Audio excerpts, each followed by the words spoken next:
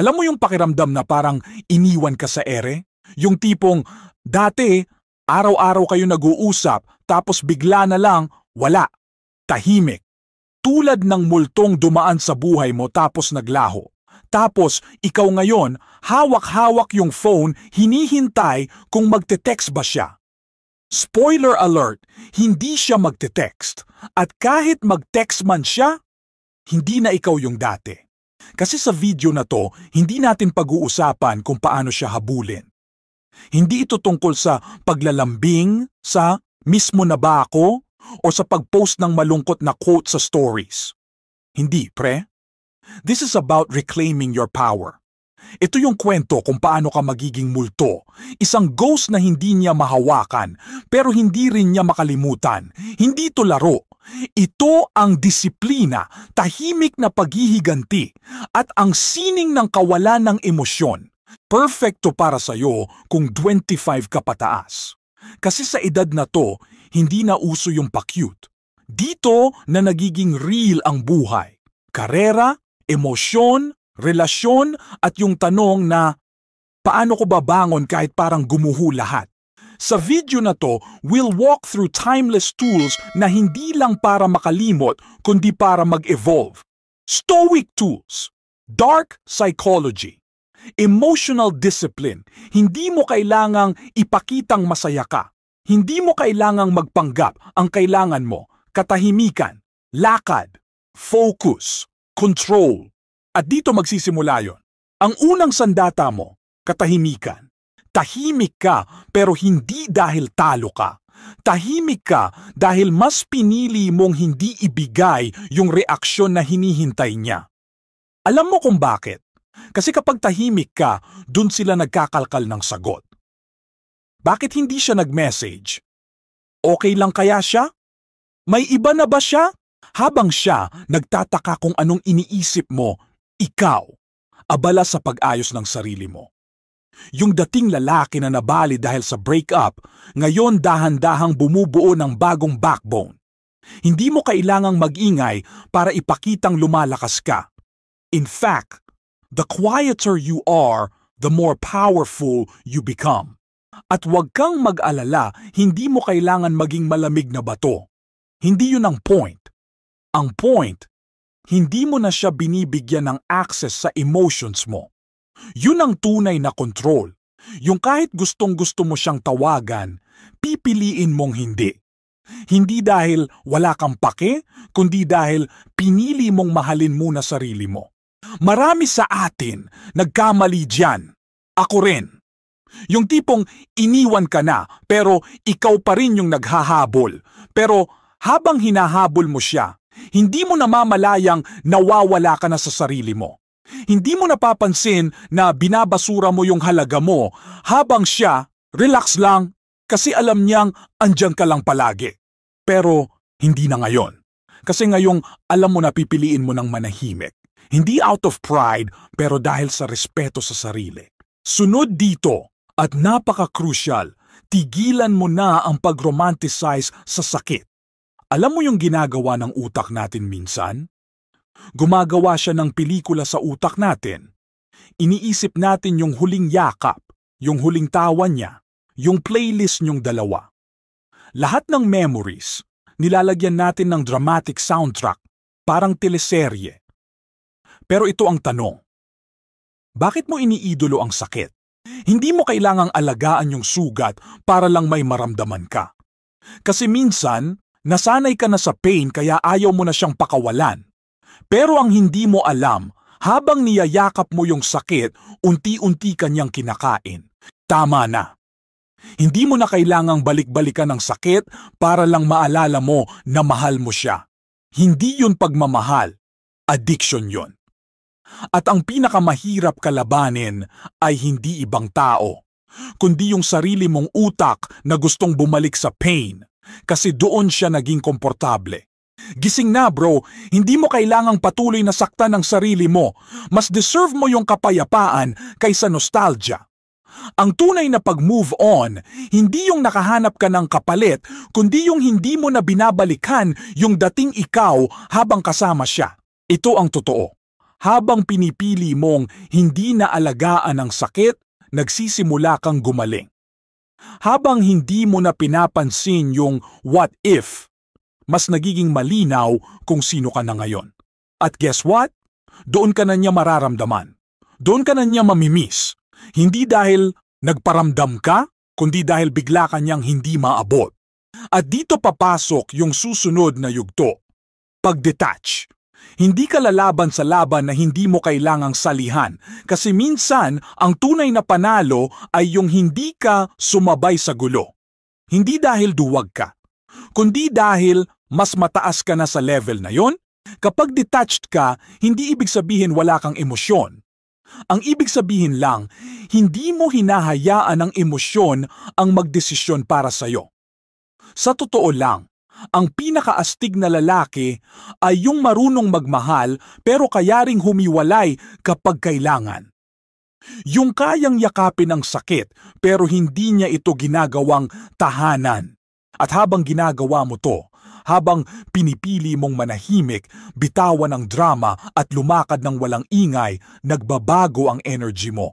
Unti-unti, nagiging hindi ka na available emotionally at yung dati mong binibigay na atensyon, validation at time, unti-unti niyang mararamdaman na wala na. Kaya bago pa siya makarealize ng ginawa niya, ikaw na ang unti-unting nagiging multo. Hindi dahil wala ka na, kundi dahil masyado ka ng mataas para abutin. So kung gusto mong mamimiss ka, hindi mo kailangang magpaka-espesyal sa stories o mag-post ng gym selfies. Hindi mo kailangang magparamdam para lang ipakitang okay ka. Ang kailangan mo lang gawin ay hindi na siya abutin. Tahimik, kalma, detached. Isa kang ghost na dati niyang hawak pero ngayon hindi na niya mahawakan kahit gusto pa niya. And you know, magsisimula ang tunay mong pag-angat. Alam mo kung kailan nagsisimula ang shift? Yung araw na gumising ka, tapos bigla mong na-realize na hindi mo na siya hinahanap. Hindi mo na chine-check kung active ba siya sa messenger. Hindi mo na ini-stalk yung stories niya. Nakakatawa, no? Akala mo dati imposible. Pero ngayon, parang nagiging normal na lang. Hindi dahil minamaliit mo yung naramdaman mo, kundi dahil natututo ka ng mamuhay na wala siya. At dito ka na magsisimulang mag-rebuild. Walang announcement. Walang grand post. Tahimik lang. Pero sa loob mo, may revolution na nangyayari. Yung dating inuubos mo para alagaan yung relasyon, ngayon ini-invest mo na sa sarili mo. Nagbubuhat ka na, nag-aaral, nag-iipon. Gumagawa ka na ng panibagong version ng sarili mo. Wala siyang alam, pero araw-araw, unti-unti kang nagiging mas malakas. At balang araw, mararamdaman niya yon. Hindi dahil sinabi mo, kundi dahil yung presence mo dati, na constant, ay naging absence na ngayon. At yung absence na yon, bigat na bigat siya dalhin. Ito yung part kung saan natutunan mong putulin ang supply. Alam mo ba kung bakit hindi ka niya namimiss?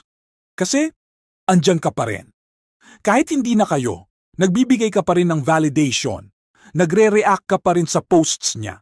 Naka-follow ka pa rin. May konting comment pa. Minsan, meme. Minsan, like. Akala mo harmless. Pero ang totoo, binibigyan mo pa rin siya ng dose ng presence mo, kaya hindi ka nawawala. Kaya kung gusto mong mamimiss ka, cut the supply. Hindi out of hate, out of discipline. Hindi mo kailangan mag-post ng I'm healing or ng focusing on myself quote. Hindi mo kailangang ipaalam na nagmo-move on ka kasi kung totoo kang nagmo-move on, wala ka ng oras ipakita pa yun sa kanya. Kapag tinanggal mo ang supply, doon niya mararamdaman yung bigat ng pagkawala mo. Doon niya makikitang hindi ka na available sa kanya. At tandaan mo, people only value what they no longer have access to. Kaya kung andyan ka lang palagi, bakit kanya hahanapin? Pero itong disiplina na to, hindi madali. Kasi andyan pa rin yung urge. Yung bigla mong gustong i-chat siya pag may nakita kang bagay na nagpapaalala sa kanya. Pero doon mo gagamitin ang isa sa pinaka-underrated na skill emotional control. Hindi ito coldness. Hindi ka nagpapanggap na wala kang pakiramdam. Hindi rin ito suppression. Ang tunay na emotional control ay yung kaya mong maramdaman lahat, pero pipiliin mong hindi laging mag-react. Parang warrior sa battlefield, hindi siya galit, hindi siya emotional, pero every move niya calculated. Ganito rin dapat ang galawan mo. Hindi ka robot. Pero hindi ka rin alipin ng emosyon mo. Hindi porket may naramdaman ka, kailangan mong i-express agad. Kasi ang daming lalaki ngayon, akala nila ang pagiging totoo ay ang paglalabas ng lahat ng iniisip at nararamdaman nila. Pero minsan, ang pinakatotoong anyo ng strength ay yung kaya mong kimkimin yung emosyon mo para sa mas malaking layunin. Kasi habang nagkakalat ka ng emosyon, siya chill lang. Siya nagpa-party. Siya may bago na. Ikaw, nagdodrama. Pero kapag marunong ka ng mag-control, kahit gaano pa ka-intense yung nararamdaman mo, kalmado ka pa rin. Focused. Hindi distracted. Hindi nagte-text ng I miss you sa 10 oras ng gabi. At habang ginagawa mo yan, nagsisimula ka na ring maging unreachable. Hindi lang physically, emotionally, energetically. Hindi ka na yung laging nandiyan. Hindi ka na madali i-reach out. At yung dating ikaw na one text away, ngayon parang ibang tao na. Minsan nakikita niya posts mo, pero hindi ka na reactive. Minsan naaalala ka niya, pero wala na siyang access. At dito siya magsisimulang mabaliw ng konti. Kasi sanay siya na andyan ka lang. Sanay siya na kahit anong gawin niya, may part sa'yo na loyal pa rin sa memory nyo.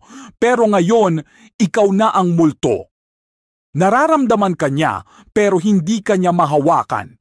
Hindi ka na niya mabasa. Hindi ka na predictable. Hindi ka na emotional puppet. Yung dating ikaw na nag-a-adjust, nagre-reach out, nagpapaliwanag, ngayon hindi na. Ikaw na ang hindi mapakali sa katahimikan mo. Ikaw na yung hindi na kailangang patunayan ang worth mo sa kanya. At kung sakaling mag-reach out siya, hindi mo na kailangan i-rehearse yung sagot mo.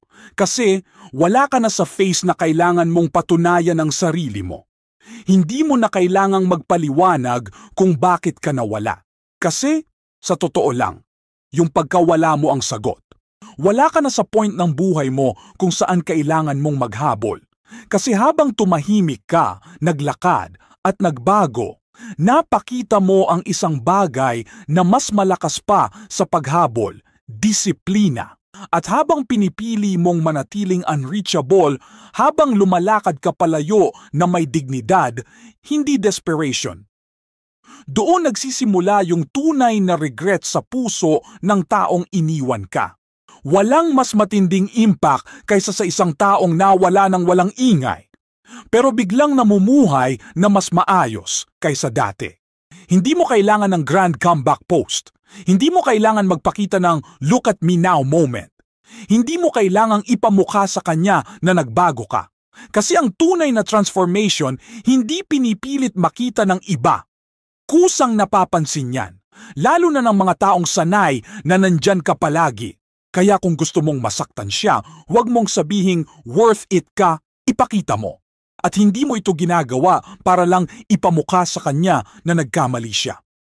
Ginagawa mo ito dahil deserve mo ring makita ang sarili mong potensyal.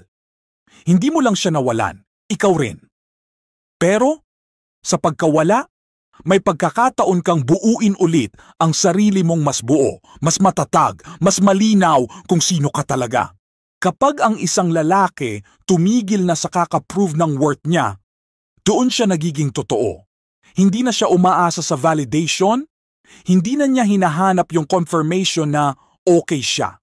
Kasi deep inside, alam na niya, he is okay. Maybe even better than okay.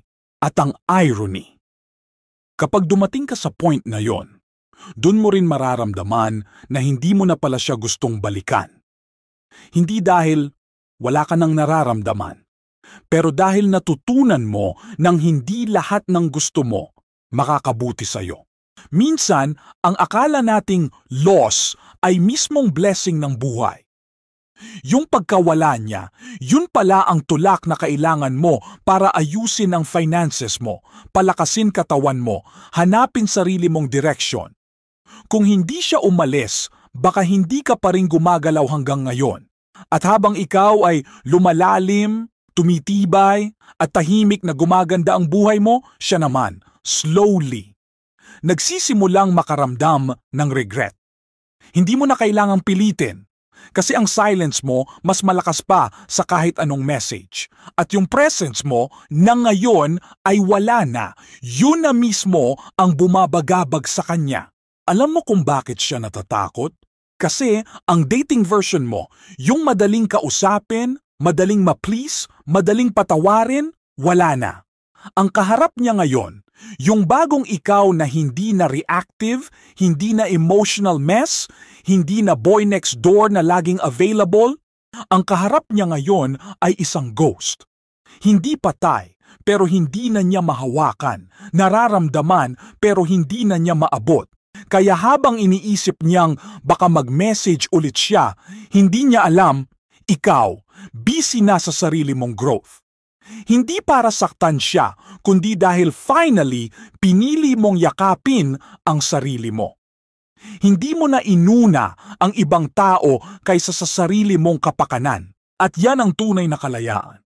Kasi ang pinakamalungkot sa lahat ay hindi yung iniwan ka. Ang pinakamalungkot ay yung hindi ka na niya maibalik kahit gustuhin niya. Kasi napunta ka na sa lugar na mas tahimik, mas malinaw at mas payapa at wala na siyang role doon. Kaya kung nasasaktan ka pa ngayon, tandaan mo, hindi ito katapusan. Ito pa lang ang simula. Lahat ng sakit na nararamdaman mo ngayon, hindi yan sayang. Lahat yan binabayaran ng hinaharap mong mas matibay, mas kalmado at mas powerful na ikaw. Hayaan mo siyang mag-regret in silence. Hayaan mong ang mga dating chat niya na kamusta ka ay hindi mo na masagot. Hindi dahil galit ka, pero dahil hindi mo na kailangan. Hayaan mong makita niya yung buhay mong patuloy na umuunlad, na wala siya sa picture. Hayaan mong dumaan siya sa face na tinitignan niya ulit ang mga luma mong photos. Iniisip kung bakit hindi mo na siya hinabol. Bakit hindi ka nagalit? Bakit hindi ka na umiiyak?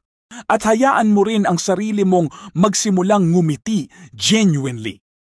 Hindi dahil may bago ka na, kundi dahil ikaw na mismo ang bagong ikaw. So if you want her to miss you, don't chase, don't beg, don't explain. Disappear. Not out of weakness, but out of power. Not to play games, but to rebuild. Not to punish, but to protect your peace. At sa katahimikan mong yan, maririnig niya ang pagkawala mo ng mas malinaw kaysa kahit anong salita. Kung nakaabot ka sa part na to, saludo ako sa iyo. Hindi madali ang pinagdadaanan mo, pero pinipili mong lumaban ng tahimik. Pinipili mong itayo ang sarili mo kahit wala nang nakatingin. At tandaan mo, hindi mo kailangang balikan ang mga taong iniwan ka nang ikaw ay wasak. You're not the same man anymore. At kung gusto mong patuloy na lumalim, lumakas, at matuto ng mga ganitong klaseng mindset, subscribe ka na. Share mo rin sa comments kung anong part ang pinakatumama sa'yo. Hindi ka nag-iisa. Marami tayo rito na piniling magbago kaysa maghabol. Lagi mong tandaan, every setback is just a setup for a stoic comeback. You've got this.